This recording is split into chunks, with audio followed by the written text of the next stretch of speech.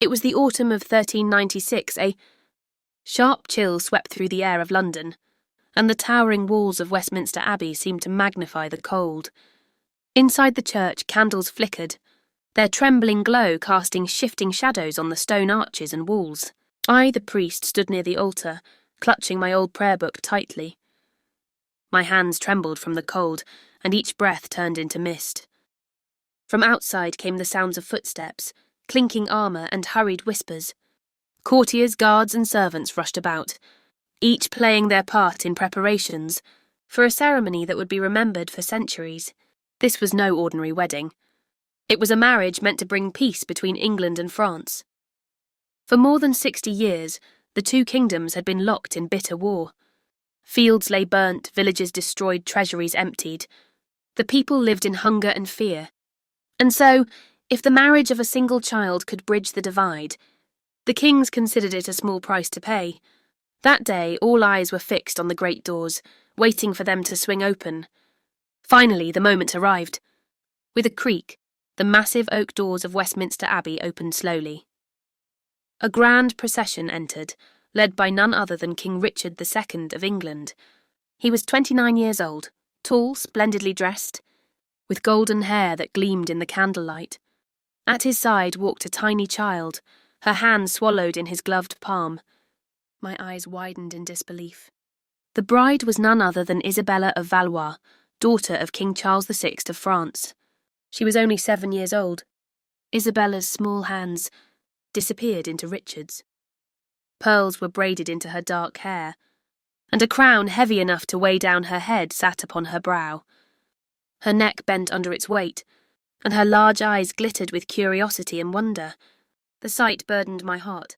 I had blessed many marriages in my life, but never had I seen a bride younger than 12 or 13. This child belonged to toys and games, yet today she was to become Queen of England. This marriage was not merely a religious ceremony, but a turning point for the fate of two great kingdoms. The 100 Years' War had shaken both France and England to their core. It was not simply a battle over thrones and crowns, but over land, trade and identity. The English kings claimed themselves as rightful heirs to the French throne, while the French nobles resisted fiercely. Armies clashed again and again. Sometimes the English gained the upper hand, sometimes the French. Yet no matter who won, it was the common people who suffered most. Farmers saw their fields burned, women lost their homes, children were left orphans. In every town and village, scars of war were visible. England was no better off. Every campaign drained the royal treasury, costing nobles and king hundreds of thousands of coins. The coffers stood nearly empty. Just 50 years earlier, the plague had taken millions of lives, and now poverty and hunger haunted the land again. Against this backdrop, the longing for peace grew stronger. But peace could not exist on parchment alone. It required a bond that could not easily be broken, and that bond was marriage. France put forth a startling proposal to offer its 6-year-old princess, Isabella of Valois, as bride to King Richard II of England.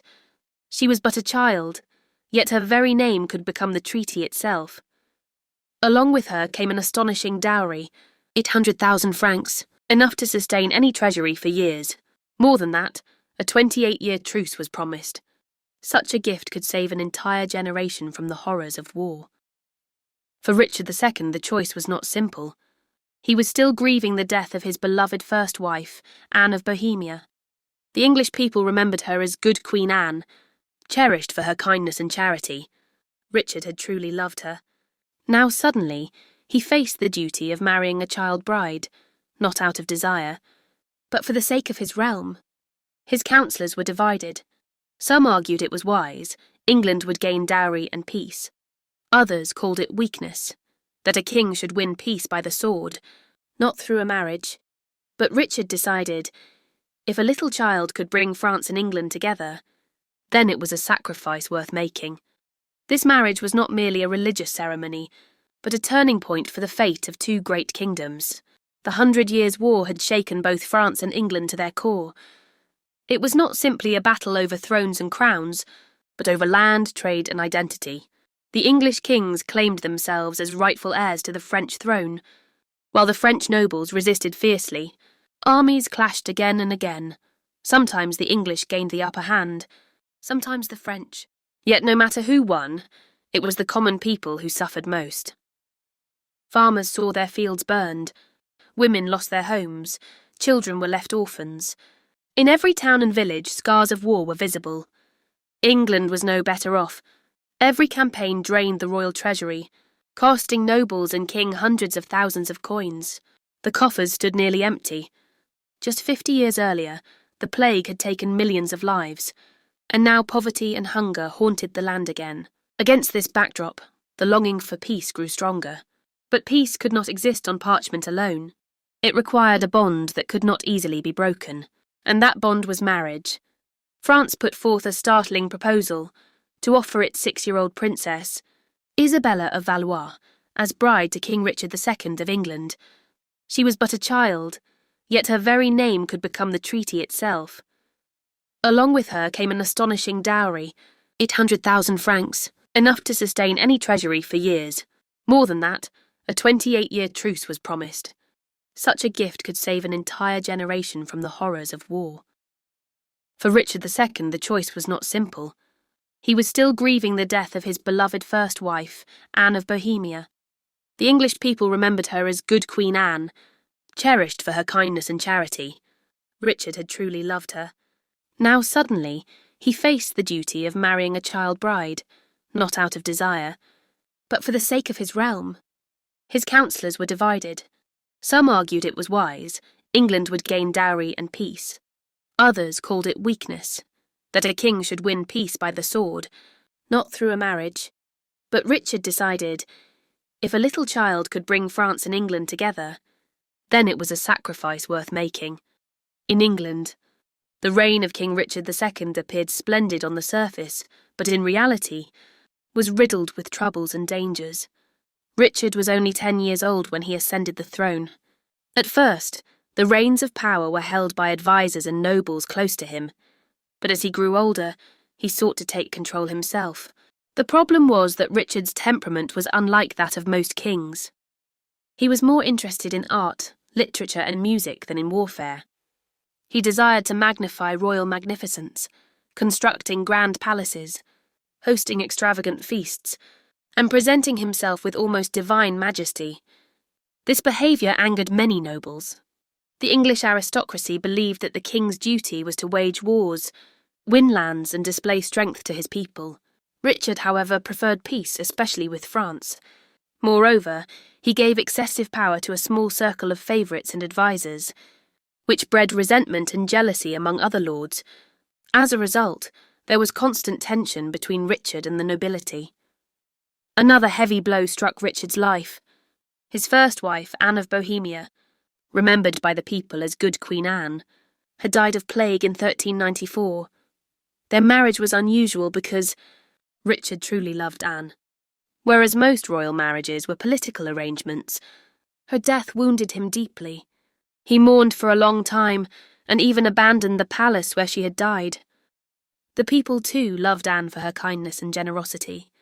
With her passing, Richard was left both lonely and heirless, a dangerous condition for any monarch, since the absence of an heir invited civil strife. This was the backdrop in which French ambassadors arrived in England. They carried proposals of peace and marriage. Richard hesitated at first. His heart was still heavy with grief for Anne. Yet, when told that such a marriage would not only bring peace, but also refill the treasury and strengthen his rule, he began to consider it. Some chroniclers note that when Richard saw the miniature portrait of young Isabella, his expression softened. Perhaps he thought of her as a daughter-like figure to protect and educate. Thus personal grief and political necessity together persuaded him to accept this extraordinary union. October 31st, 1396, became a turning point in history. The place was Calais, a French city under English control at the time. It served as neutral ground for both kingdoms. Here, a small yet profoundly significant ceremony was held, in which the marriage between Isabella and Richard was formally enacted. In the candlelit hall, diplomats, nobles, and representatives from both realms sat in solemn rows. Little Isabella, wrapped in golden cloth, wore a gown so heavy she needed maids to help her walk. When Richard bent down to her level and slipped the ring upon her tiny finger, the audience held their breath. All present understood that this moment drew a line between war and peace. Though modest in scale, the ceremony's impact was immense. Both sides knew that if the treaty endured, decades of peace might follow. Richard's demeanour astonished many. He showed gentleness, even treating the child more like a daughter than a political bride. This was unusual, for most kings regarded such unions as mere diplomatic tools, yet Richard swore to protect her. A year later, in 1397, the grand spectacle unfolded in England. Isabella was brought to London in a magnificent procession. Streets were decorated, banners unfurled, and crowds gathered in great numbers to glimpse their new queen. A crown had been specially crafted for her small head. The coronation was held in Westminster Abbey, where Isabella was formally crowned Queen of England. The gathering was so vast that many were crushed, and some even lost their lives. Evidence of the public's eagerness to see the child queen. After the coronation, celebrations continued for 3 days. Feasts, music, jugglers, and plays marked the occasion as one to be remembered for generations. At the royal table, Isabella sat quietly, tasting food with gentle manners and smiling at the onlookers. Her innocence cast a soft light across the heavy air of the court. As Queen of England, Isabella's life was a strange mixture of childhood and duty. On one hand, she was still a little girl in need of play and learning. On the other, she bore the symbolic weight of a kingdom. At Westminster Palace, special chambers and gardens were set aside for her. Both French and English ladies were appointed as attendants, so she could preserve her native language and culture, while slowly learning English customs. Her day began with lessons. She was taught to read and write in both French and English. Literature, music, and court etiquette were emphasised. Richard II treated Isabella with great gentleness and affection. Chroniclers say he often brought her precious gifts, rare birds, books and instruments. He spent time with her and delighted in watching her play. Though there was a gap of 22 years between them, Richard regarded her more as a daughter than a wife. He wanted the child to grow up safe and educated in the English court, so that one day she could truly be queen. During this time, Isabella made friends among other noble children. Her closest companion was Margaret Holland, only 2 years older. Margaret taught her English, children's games, and shared glimpses of courtly secrets. In this way, Isabella quickly began to understand the behaviours and politics of the court. Even as a young child, she could sense which lords were loyal to the king, and which were plotting against him. But in 1399 circumstances took a dangerous turn. Discontent among nobles against Richard grew stronger. His cousin, Henry Bolingbroke, whom Richard had exiled, suddenly returned with an army. The great lords of England joined him. The atmosphere in London shifted. Richard realised his own nobles had turned against him. Little Isabella sensed the change as well. One day, looking down from her window into the courtyard, she noticed many familiar servants and ladies had vanished. New guards stood at her doors under the pretext of protecting her. Within days, Isabella was told she was being moved to the Tower of London for her safety. In truth, the palace had become a prison. The very place where she had been crowned now stood as a symbol of fear. Richard met her one last time. His face showed exhaustion and defeat. He admitted to the child, "There is rebellion against me. Perhaps I will no longer be king." Isabella, with her innocent yet serious voice, asked, "Am I still queen?" Richard fell silent. At that moment, the child felt the true poison of politics for the first time. At the Tower of London, Isabella's days and nights were filled with uncertainty and fear.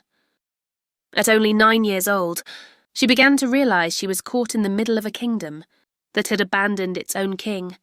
Richard II, once so regal and commanding, now appeared as a captive. Within weeks, news came that he had abdicated. A formal announcement declared that England's new king was Henry Bolingbroke, now crowned as Henry IV. One day, Henry's soldiers and councillors entered Isabella's chamber. The child noticed that the guards around her now bore different colours and emblems. The new king himself came to meet her. In a formal tone, Henry said, "Your Grace, times have changed. Your husband is no longer king. Your fate now lies in our hands. Isabella bowed respectfully and asked, "Where is my husband?" The answer was evasive, but soon she learned that Richard was dead. Some claimed from starvation. Others whispered he had been secretly murdered. Richard's death broke something inside Isabella. She had never loved him as a wife, nor he her as a husband, but his kindness and gentleness had made him a father-like figure. Now that support was gone, and suddenly she was not just a child, she was a political prisoner. In Henry III's court, debates raged over her future. Some argued she should be sent back to France immediately, to cut costs. Others urged she be kept in England, a bargaining chip to restrain the French. They knew that as long as France's princess was under English control, her father would hesitate to declare war. Isabella watched all this in silence, carrying herself with dignity. She never showed defiance, but she never surrendered her pride either. She wanted everyone to remember she was still Queen of England, no matter the circumstances. Finally, in 1401, the decision was made to send Isabella back to France. Yet there was a condition: she must recognise Henry as the rightful King of England and renounce her own claims. Isabella refused. She knew that agreeing would reduce her legacy to nothing more than that of a defeated princess. Pressure from France grew intense, demanding her return. Eventually, diplomatic necessity forced Henry to let her go. When Isabella returned to France at the age of 11, she was no longer the same child who had once crossed the Channel in innocence. She had become thoughtful, wary, and marked forever by the bitter taste of politics.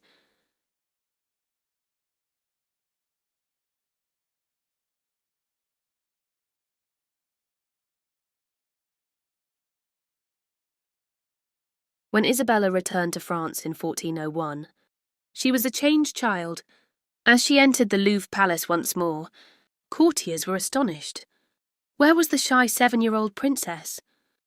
The 11-year-old girl who returned now spoke French with an English accent, preferred English fashions, and carried herself with a gravity far beyond her years.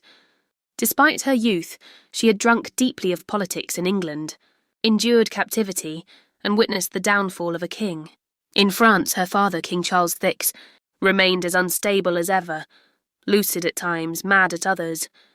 Her mother, Isabella of Bavaria, immediately realised that her daughter could once again serve as a political tool. Many in the French court advised marrying Isabella to a powerful European prince to strengthen France's alliances. At last, in 1406, it was decided Isabella would wed her cousin, Charles of Orléans. Unlike her first marriage, this one carried a measure of warmth and respect. Charles, though older, treated Isabella with dignity. Their marriage was celebrated in the great Cathedral of Notre Dame in Paris. This time, the bride was no trembling child walking beside a king, but a young woman aware of her choices and determined to begin a new life. After marriage, Isabella sought a more peaceful existence. She patronised learning and literature, acquired books, and hosted gatherings of music and poetry. Her bond with Charles was comparatively gentle and respectful, yet fate had other plans. Within a few years of marriage, Isabella, still only in her 20s, fell gravely ill. Most likely it was tuberculosis, a disease with no cure in that era. On September 13th, 1409, at just 20 years old, she died. Isabella's brief life left a deep mark on history. At 7, she became Queen of England. At 9, a political prisoner. At 11, she returned to France. At 16, she remarried. And at 20, she was gone. Yet within those short years, she proved that even the youngest could confront the harsh currents of politics with dignity and intelligence. She became a reminder that history is not only shaped by kings and wars, but also by the children whom the powerful place as pawns on their board. If this story kept you hooked till the end, don't forget to like, comment, and share this video for more legendary and fascinating tales. Make sure to subscribe to our channel Legend and Lore, stories and never miss an update.